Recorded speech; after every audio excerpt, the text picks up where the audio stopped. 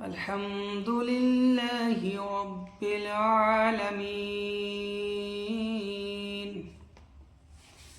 غفلت آج کا ہمارا موضوع ہے۔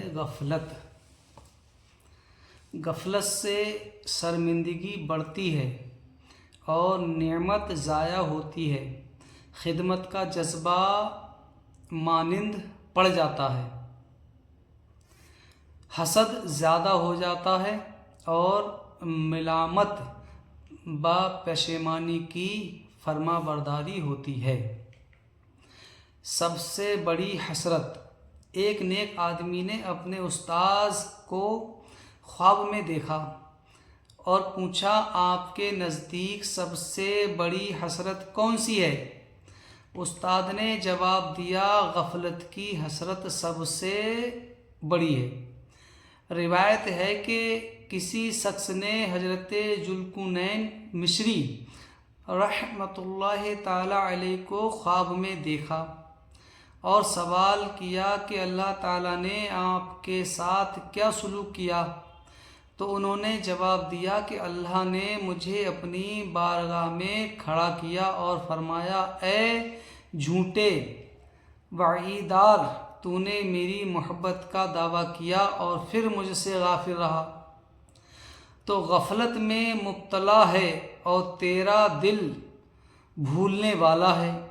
عمر ختم ہو گئی اور گناہ ویسے کے ویسے ہی موجود ہیں۔ ایک صالح آدمی نے اپنے باپ کو خواب میں دیکھ کر پوچھا، اے ابا جان، آپ کیسے ہیں اور کیا حال ہے؟ آپ نے جواب دیا، ہم نے زندگی غفلت میں گزاری اور غفلت ہی میں مر گئے۔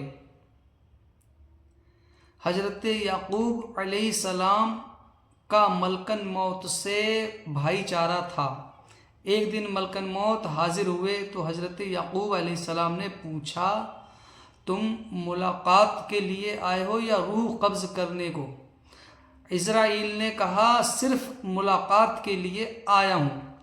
آپ نے فرمایا، مجھے ایک بات کہنی ہے۔ ملکن موت بولے، کہیے، کون سی بات ہے؟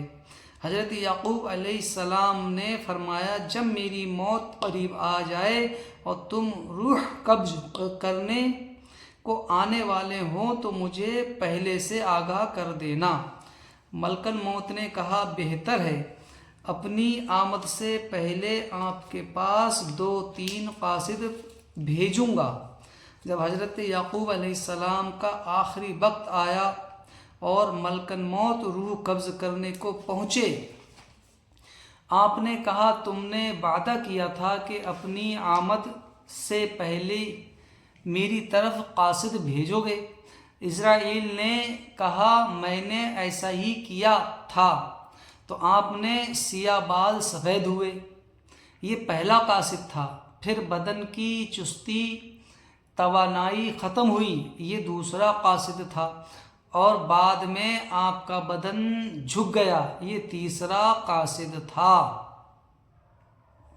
یعقوب علیہ السلام، ہر انسان کے پاس میرے یہی 3 قاصد آتے ہیں۔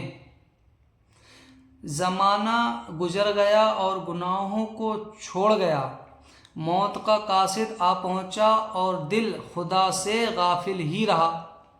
تیری دنیا بھی نعمتیں، دھوکے اور فریب میں، اور دنیا میں تیرا ہمیشہ رہنا محال اور گجب محض ہے۔ شیخ ابو علی بقاق علیہ رحمہ کہتے ہیں کہ میں ایک ایسے بیمار مرد صالح کی عیادت کو گیا جن کا شمار مشائخ قبا میں ہوتا تھا۔ میں نے ان کے گردان کے شاگردوں کو بیٹھے ہوئے دیکھا۔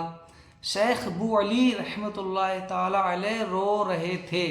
میں نے کہا، اے شیخ، کیا آپ دنیا پر رو رہے ہیں؟ انہوں نے فرمایا، نہیں، میں اپنی نمازوں کے قضاؤں پر رو رہا ہوں۔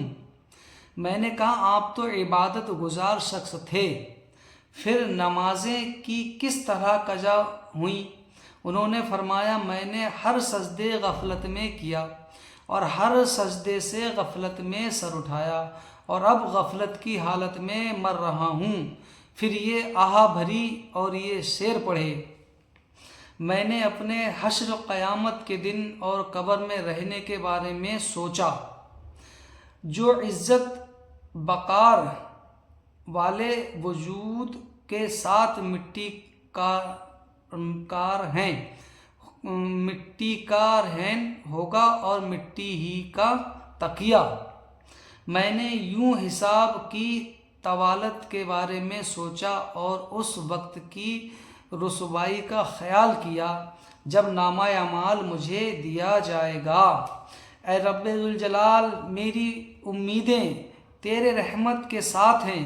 تو ہی میرا خالق اور میرے گناہوں کو بخشنے والا ہے۔ صلو علی الحبیب صلی اللہ تعالی علی محمد۔ اے اللہ پاک، دنیا کی غفلت سے